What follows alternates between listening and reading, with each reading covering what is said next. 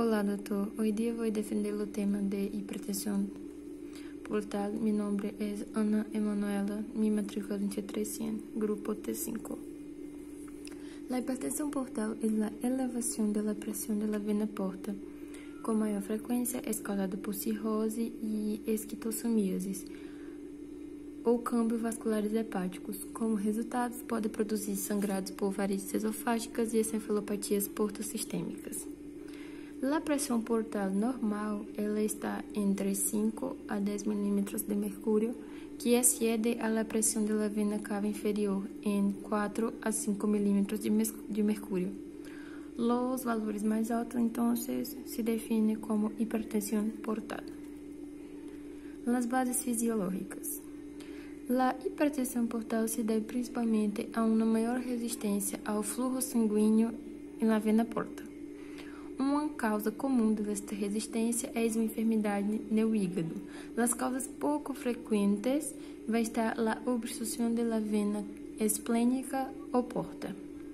E o aumento do fluxo portal é uma causa um pouco frequente, contribui, como um dos fatores em la hipertensão portal cirrótica e em las enfermidades hematológicas que provocam esplenomegalia massiva.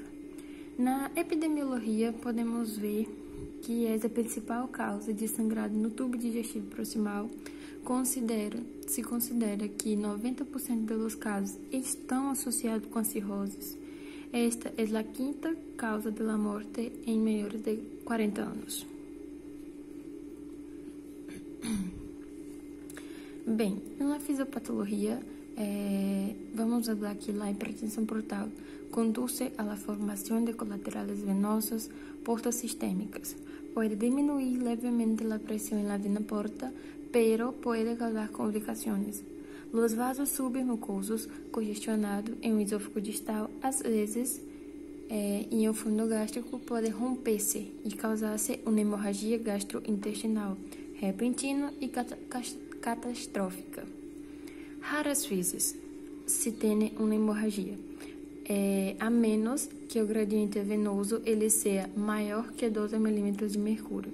A congestão vascular ela pode causar, então, a congestão vascular da mucosa gástrica, sim? Ela pode provocar uma hemorragia digestiva aguda ou crônica, independente da presença de varizes. Os vasos colaterais portosistêmicos desviam o fluxo venoso portal que iria ao hígado. Por lo tanto, liga menos fluxo sanguíneo quando se produz o aumento do fluxo portal. Ligando menos fluxo sanguíneo ao hígado, aumenta o fluxo sanguíneo portal, ou seja, diminui a reserva hepática. As substâncias tóxicas do intestino se desviam diretamente à circulação sistêmica, o que contribui à aparição da encefalopatia portosistêmica. A congestão venosa resultante da hipertensão portal em órgãos viscerais contribui à aparição de cistites, devido à alteração das forças de Starling.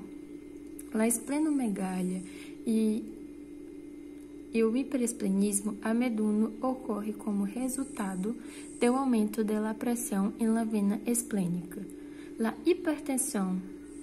hipertensão portal se associa comumente com um estado circulatório hiperginâmico.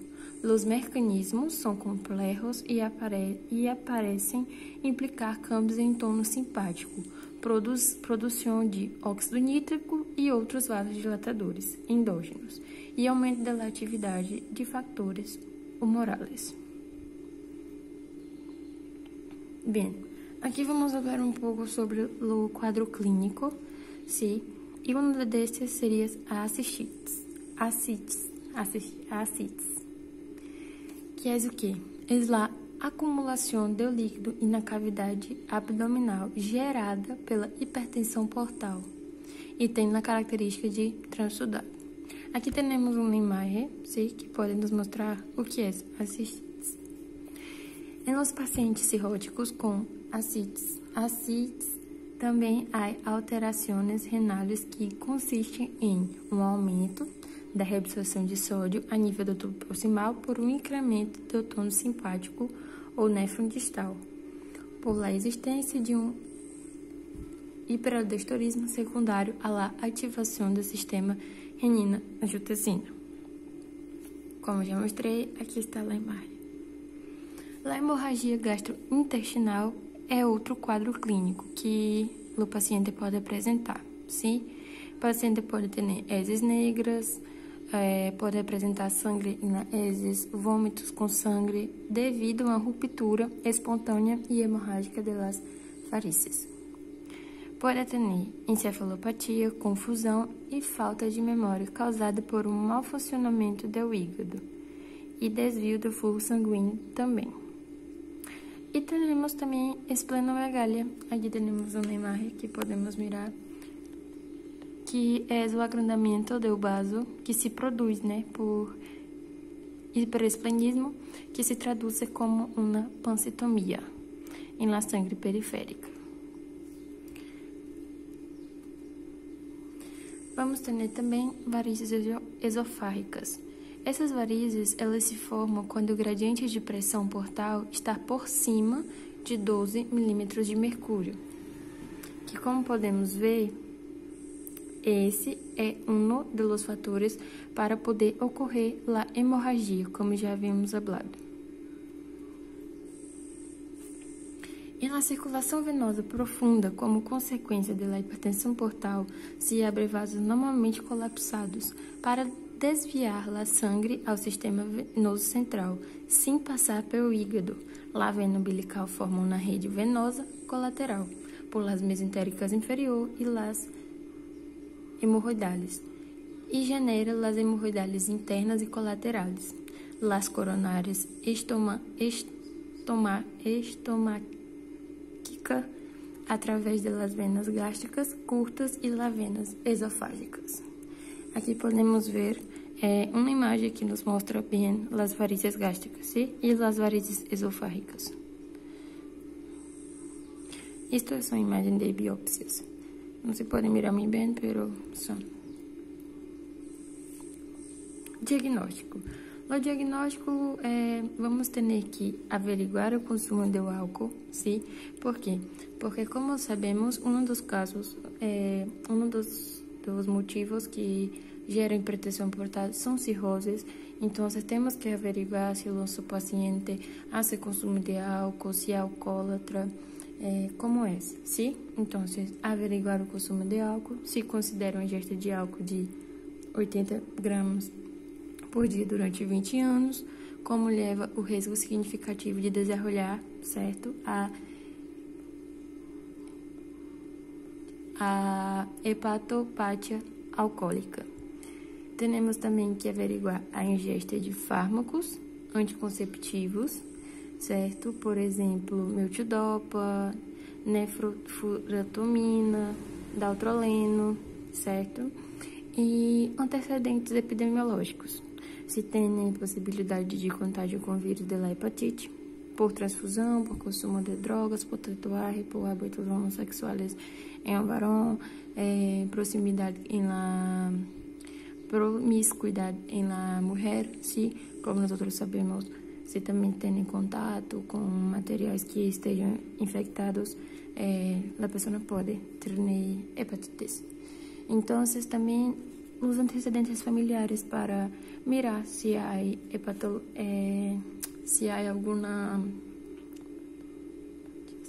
alguma hepatopatia, sim, que alguns haviam apresentado, se tem algum quadro também de hipertensão portal na família, é importante. Isto, gente, como nós outros sabemos, será feito em la anamnese. E também temos os exames complementares, que podemos começar com hepatogramas, que na necrose hepática tem um aumento das transaminases GOT e GPT, que são os principais marcadores de dano hepatocelular. Em la colestases, há um aumento da bilirrubina total e directa, em la fosfatasa alcalina e diminuição de los pseudocolinesterases e diminuição também de la albumina e hipergamoglobulina policiclonada. Temos também o hemograma, que pode observar se a pessoa apresenta anemia ferropênicas, anemia megaloblásticas, que é produzida por um déficit de vitamina B12 ou de ácido fólico. Sim? Teremos também a ecografia abdominal, que revela dados sobre a forma e estrutura do hígado e o vaso e permite detectar as cistites de pequeno tamanho. Sim, como já vimos imagens. Esôfago gastroduodenoscópia. É útil para detectar a presença de varizes esofágicas, gastropatias secundárias, a hipertensão portal. Por isso que em esta imagem podemos mirar, sim, por este exame. E a colangiografia, que permite avaliar a obstrução da via biliar. Também temos a biópsia hepática, que pode realizar-se por via percutânea às cegas ou com controle, né? Permite o diagnóstico histológico da lesão e, em alguns casos, o diagnóstico etiológico também. E no tratamento, podemos ter que a pessoa ela tem que ter uma melhoria da função hepática, sim. É recomendado que nosso paciente ele haga sempre dietas, sim, que alimentícias para que haga uma melhora. Em casos, como sabemos, mais graves, que o paciente apresenta hemorragia, né? Muitas das vezes não sobrevive. Então, os que sobrevivem têm que ser essa melhoria na dieta para ter uma melhor função hepática. Tratamento com bloqueadores beta, restrição da ingesta de sódio, muito importante, porque já havíamos falado antes que esta ingesta de sódio que é gerada aqui, como a gente pode ver, na hipertensão portal, sim? Que nas ascites, em ascites, que é gerada nas ascites, elas podem causar essa retenção de sódio, sim? E a administração de diuréticos, estes são espironoloma, hidroclorotiazida e furosemida. Pode gerar também, no caso de hemorragias agudas por varizes, hemoderivados. O paciente pode tomar vasopressina, somatostomina e profilaxias. A combinação do tratamento endoscópico e farmacológico a largo prazo proporciona uma eficiência ao maior que o uso de um tipo de tratamento só. Então, como podemos ver, quando se tem acompanhamento tanto endoscópico quanto farmacológico, podemos ter um melhor controle do quadro do nosso paciente. Os pacientes que não respondem com satisfações a esses tratamentos são candidatos a submeter-se a TIPS, que é uma derivação cirúrgica que protorcava. E a TIPS é a desviação que se cria insertado um stent entre a circulação venosa hepática e portal dentro do hígado. O transplante do hígado também pode ser uma indicação para alguns pacientes, sim. Para os pacientes com venas varizas que há um experimento que não há, né, expelido sangue, o uso de beta-bloqueadores, como já foi falado, não seletivos, reduz o risco de sangrado. A TIPS também, elas são quando o paciente resiste, né, elas apresentam menos sequelas no paciente, o paciente se queda melhor, sim. E porque tem outra alternativa de cirurgia, né, que pode se fazer. E a prevenção, temos como a prevenção, a causa mais frequente da hipertensão portal, como eu já havia falado, é a cirrose hepática. Então, evitar os fatores de desenvolvimento da cirrose, como o álcool, as infecções crônicas por vírus da hepatite B e C, que contribui a evitar o desenvolvimento da hipertensão portal. Então, o que podemos fazer para evitar a cirrose? Né? Como nós outros sabemos, a ingesta de álcool, né? Como já foi falado, então, se a pessoa tem alguma probabilidade, tem algum antecedente familiar, é bueno que não haga consumo, sim, de álcool, porque pode, como posso falar, pode ter riscos, sim, futuros de apresentar também uma hipertensão portal e evitar esses fatores de infecções crônicas por vírus, de la hepatite B e C. Como que pode ser isto? É bueno que se haga como nós outros sabemos, até para evitar outras enfermidades, se haga suas relações com proteção, se não hacer muitas trocas de parejo, se ter um parejo fixo para que não te dê mais probabilidade dessas circunstâncias e contribuir a evitar o desenvolvimento de hipertensão, que contribui para evitar o desenvolvimento de hipertensão portal, certo? Então, outra coisa que já foi falado também, que não está aqui, seria em relação à dieta, a diminuição da ingesta de sódio, como sabemos, não consumir também frituras, alimentos que são ricos em sal. Creio eu também que não é bueno estas ingestas de gaseosas, desse tipo de coisas, porque pode gerar, se algum problema futuro também para a pessoa que já tem predisposição para desenrolar esta enfermidade. Então é isso, doutor. Muitas graças. Eu espero que meu trabalho tenha ficado bueno e que vocês tenham gostado de minha apresentação. Muitas graças, doutor. Que te vaya bem, sim?